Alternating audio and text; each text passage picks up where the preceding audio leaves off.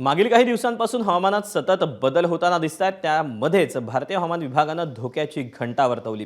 राज्यात आज पुन्हा एकदा गारपिटीसह जोरदार पाऊस होण्याची शक्यता वर्तवली गेली। मध्य महाराष्ट्रासह मराठवाड्यात वादळी पाऊस आणि गारपिटीचा ऑरेंज अलर्ट भारतीय हवामान विभागानं वर्तवलाय, तर उर्वरित संपूर्ण राज्यात पावसाचा येलो अलर्ट देण्यात आलाय।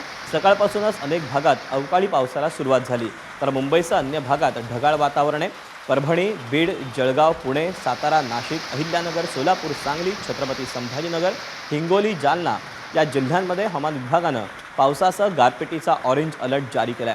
बाकी संपूर्ण राज्यात आज पावसाचा येलो अलर्ट आहे।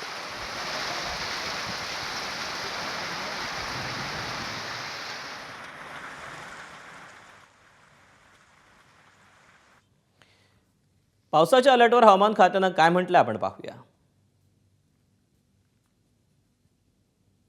राज्यातील बहुतांश ठिकाणी आपण बघतोय की वादळी पाऊस होतोय, काही ठिकाणी गारपीटसुद्धा होताना दिसते आणि ही परिस्थिती मेनली अरबी समुद्र आणि बंगालच्या उपसागराकडून येणाऱ्या बाष्पयुक्त वाऱ्यांमुळे आणि हवेतील वरच्या थरामध्ये एक ध्रुवीय परिस्थिती निर्माण झाल्यामुळं तयार झालेली आहे। त्याचबरोबर नाशिक, त्यानंतर छत्रपती संभाजीनगर, त्यानंतर जळगाव आणि आसपासचा रिजन, त्याचबरोबर इकडं विदर्भात जर बघाल तर पूर्व विदर्भातील काही डिस्ट्रिक्ट्समध्ये सुद्धा आपल्याला पाऊस पडताना दिसतोय।